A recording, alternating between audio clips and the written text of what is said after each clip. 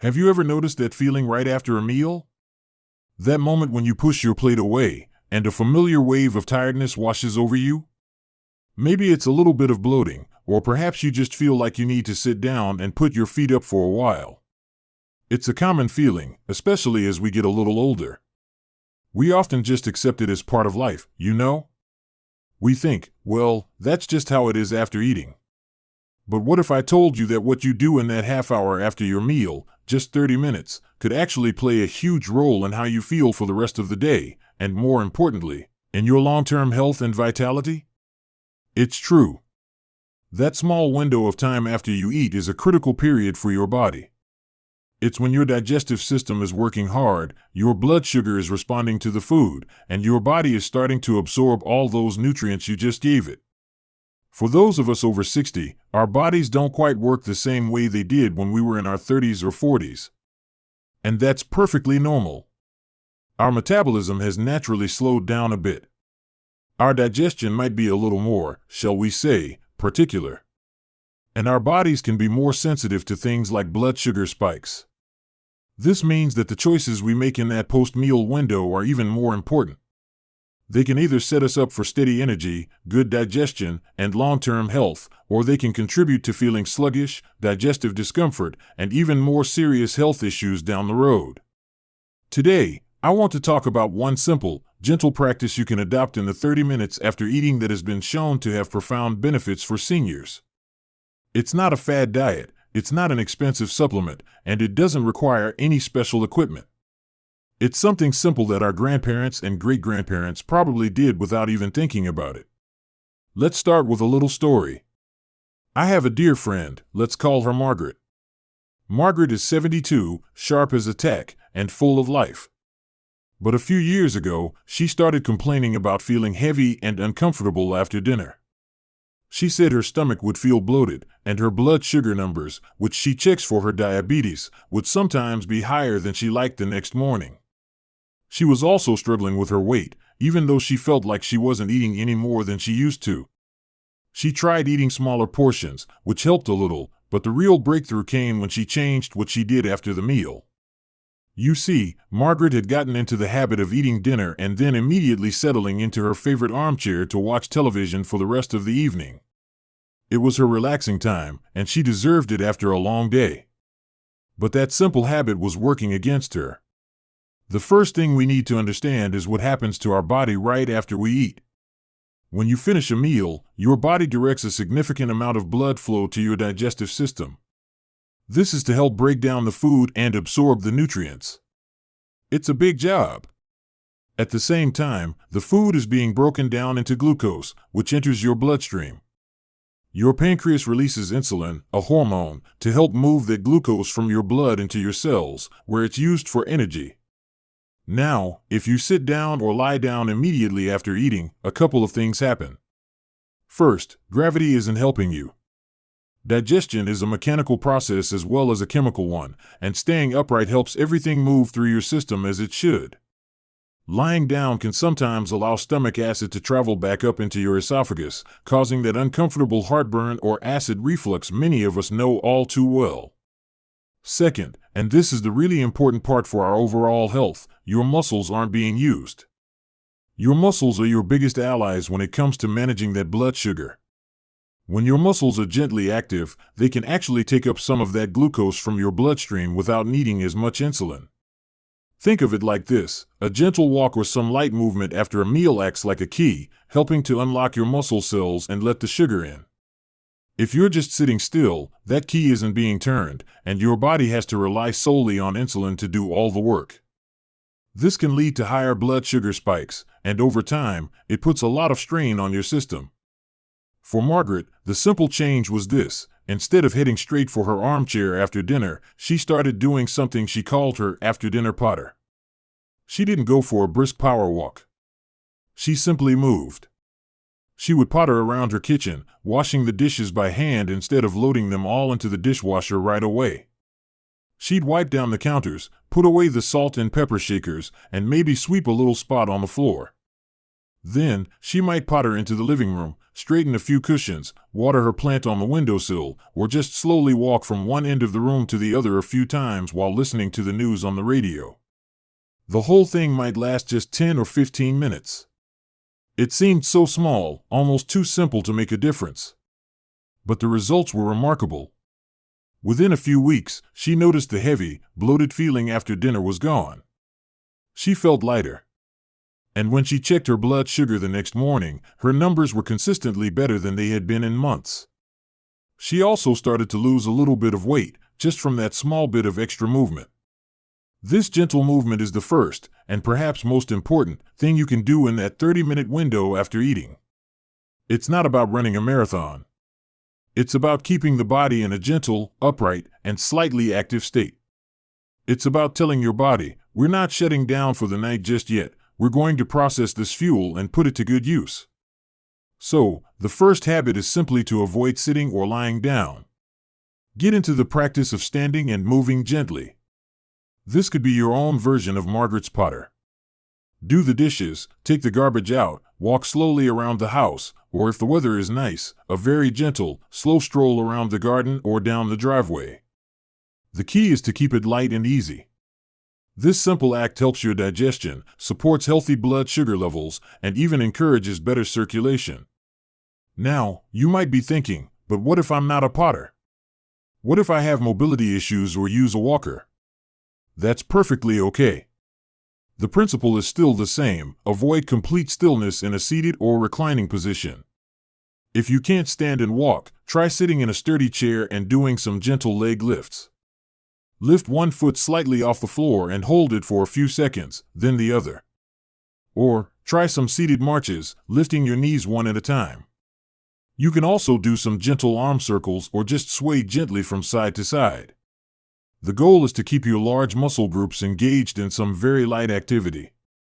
It's the opposite of sinking deep into a soft couch and not moving a muscle. This first step is the foundation for everything else we're going to talk about. It's the cornerstone habit that protects you from the negative effects of a sedentary post-meal period. It helps prevent that dreaded blood sugar roller coaster that can leave you feeling exhausted an hour later, and it supports your digestion in the most natural way possible. So, as you finish your next meal, whether it's breakfast, lunch, or dinner, I want you to pause and think about this. Before you head to your favorite chair, ask yourself, can I give myself just 10 minutes of gentle movement first? It doesn't have to be long. Just 10 to 15 minutes of light activity can make a world of difference. Your body will thank you for it with better energy, better digestion, and better long-term health. Now, once you've finished your gentle movement and you do finally get to sit down and relax, there's another simple and wonderful thing you can do in that remaining post-meal time that can have a powerful impact on your health, particularly on your stress levels and your heart. It's something that costs nothing and can bring a great deal of peace and connection. Let's talk about that next. So, you've just finished your meal, and instead of heading straight for the sofa, you've given yourself the gift of a little gentle movement. You've done the dishes, had a slow stroll around the garden, or maybe done a few seated marches. Your body is already thanking you. Your digestion is off to a good start, and your blood sugar is being managed more smoothly. Now, you're ready to sit down and truly relax. This is the time when many of us reach for the remote control, or perhaps a book or a newspaper. And those are fine things to do. But there's another activity, a very simple and ancient one, that fits perfectly into this post-meal window and offers some incredible benefits, especially for seniors. I'm talking about connection. Genuine, human connection. Think about how a meal is often structured in so many cultures around the world. In places like Italy, Greece, or Spain, a meal is rarely a rushed affair. People sit around a table for hours, not just eating, but talking, laughing, and sharing stories. The food is important, yes, but the connection with family and friends is just as essential. It's considered a vital part of a healthy life. And there's a lot of wisdom in that tradition. For many of us, especially if we live alone or our social circles have gotten smaller over the years, mealtimes can become a solitary activity. It's easy to fall into the habit of eating in front of the television. The TV becomes our companion. But while the TV can be entertaining, it's a one-way street. It doesn't provide the kind of two-way interaction that our minds and hearts truly need. When you engage in a pleasant conversation after a meal, something wonderful happens in your body. Your stress levels begin to drop. Laughing with a friend or sharing a memory with a loved one triggers the release of endorphins, those feel-good hormones. It also lowers cortisol, the stress hormone. High cortisol levels over a long period can contribute to a whole host of health problems, including high blood pressure, weight gain, and a weakened immune system. So, by simply enjoying a good chat after eating, you are actively working to lower your stress and protect your heart. This after meal time is perfect for it. You're already sitting down, you're relaxed from your gentle movement, and you have a natural pause in your day. It's an opportunity to check in with the people around you or to reach out to someone you care about. Now, I know what some of you might be thinking. This sounds lovely, but I live alone. My family is far away. Who am I supposed to connect with? That is a very real challenge for so many wonderful people. But connection doesn't always have to be in person, and it doesn't always have to be with someone else in the room. This is where a little creativity can go a long way. One of the most beautiful tools we have today is the telephone. A simple phone call to a friend, a sibling, or one of your children or grandchildren can mean the world to both of you. Instead of just sitting and watching TV after your meal, why not pick up the phone? You could call that friend you've been meaning to catch up with. You could call your grandson and ask him about his day at school or his big game coming up. These calls don't have to be long. Even a 10-minute conversation can fill that post-meal window with warmth and connection, lowering your stress and lifting your spirits. I have another friend, his name is Robert. Robert is 80 years old and a widower. He's very independent, but he admits that evenings can feel long and quiet. He told me that he used to dread the hour after dinner. He'd eat his meal, usually alone, and then just sit in his chair feeling a bit lonely and restless. Then, he started a new routine.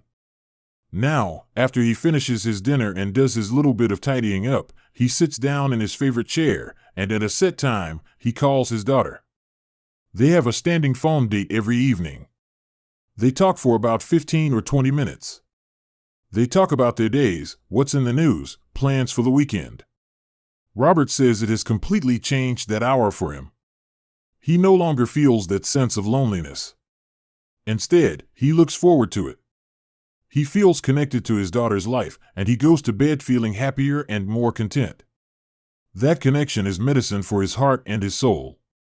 But what if you don't have a family member or friend you can call at that moment? There are still beautiful ways to create connection. You could write a short letter or a card to someone. In this age of emails and texts, receiving a handwritten note in the mail is a treasure. The act of writing itself is thoughtful and calming, and it's a way of sending your warmth out into the world. You could also use this time to look at old photo albums. Go through pictures from your younger days, your wedding, your children's childhood. This is a form of connection too, a connection to your own past, to your own story. It can bring back a flood of happy memories and remind you of the rich, full life you've lived. You might even come across a photo of an old friend you've lost touch with and be inspired to reach out to them tomorrow. The key is to replace passive consumption, like just staring at a screen, with something that engages your heart and mind in a more active, positive way. When you connect with another person, or even with your own cherished memories, you are actively lowering your stress. And lower stress, as we know, is directly linked to better heart health, lower blood pressure, and a stronger immune system. It's one of the most powerful things you can do to protect your health as you age. So, after your next meal, after your gentle movement, when you settle into your chair, think about who you can connect with. Is there someone you can call? A memory you can revisit? A card you can write?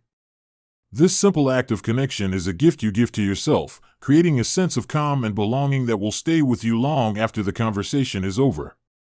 Now, while connection is wonderful for the spirit, there's one more thing we can do in that post-meal window that directly supports the physical work your body is doing.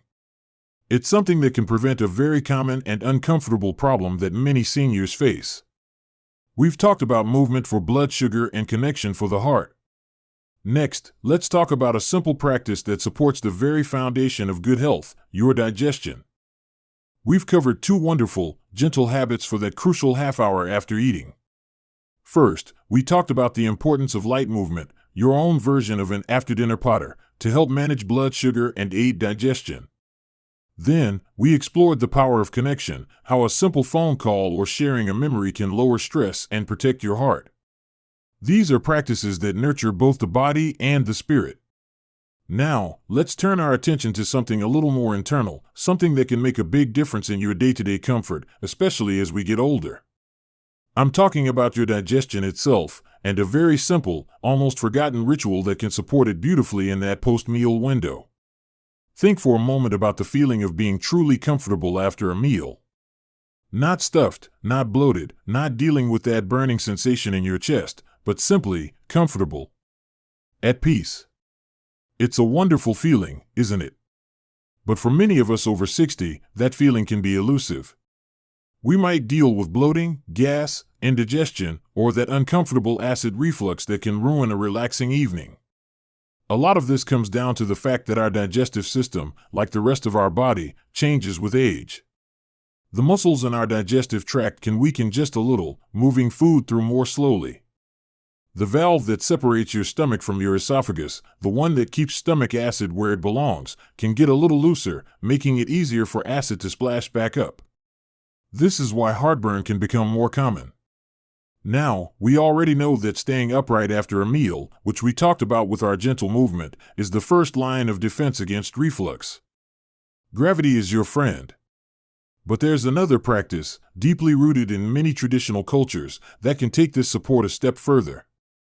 It's the simple act of sipping a warm beverage. Not a cold drink, not a big glass of ice water, but something warm. Think about it. In so many cultures around the world, a meal is followed by tea. In England, it's a cup of black tea. In China and Japan, it's green tea. In the Middle East, it's often a fragrant mint tea. In Mexico, it might be a cup of manzanilla or chamomile tea. This is not a coincidence. For centuries, people have intuitively known that a warm drink after eating is soothing and beneficial. When you sip something warm, it has a gentle, relaxing effect on the muscles of your digestive tract. Think of it like a warm bath for your insides. It can help to ease any tension or cramping, allowing food to move through your system more smoothly and comfortably. This is especially helpful if you ever feel that heavy or stuck feeling after a meal. Warm liquids also help to break down food particles and fats, making them easier for your body to process. It's like giving your digestive system a little helping hand. Certain herbal teas, like peppermint, ginger, or chamomile, have specific properties that are particularly beneficial. Peppermint is well known for its ability to calm the stomach and relieve gas. Ginger is a powerhouse for soothing nausea and promoting healthy digestion. And chamomile is wonderfully calming, not just for the mind, but for the digestive system as well, and it can also help you wind down for a good night's sleep. Now, let's talk about what we want to avoid in that post-meal window. This is just as important. Reaching for a large glass of ice-cold water, or worse, a sugary soda or a caffeinated diet drink, can actually shock your digestive system. Cold temperatures can cause the blood vessels in your stomach to constrict temporarily, which can slow down digestion. And sugary drinks will send your blood sugar on a wild roller coaster ride, undoing all the good work you did with your gentle movement. This is where a simple swap can make a world of difference. Instead of reaching for a cold drink from the refrigerator, try brewing yourself a cup of herbal tea. It doesn't have to be anything fancy. A simple cup of warm water with a squeeze of lemon is also wonderful and alkalizing for the body. The ritual itself is part of the benefit. The act of boiling the water, steeping the tea bag, and holding the warm mug in your hands is a calming, mindful practice. It signals to your entire body that it's time to shift into a state of rest and digest. I think of a woman named Eleanor. Eleanor is 78, and she used to suffer from terrible heartburn, especially after her evening meal. She tried all kinds of over-the-counter remedies, but nothing seemed to give her lasting relief. She was also in the habit of drinking a large glass of ice water with her dinner and after. When we talked about the benefits of warm liquids, she was a little skeptical. But she agreed to try it. She swapped her ice water for a cup of warm ginger tea after dinner. The first week, she noticed a small difference. By the end of the first month, she was amazed. The heartburn that had plagued her for years had virtually disappeared. She said she felt more comfortable, slept better, and just felt generally more at ease in her own body. All from a simple cup of tea. This simple practice dovetails perfectly with the other two.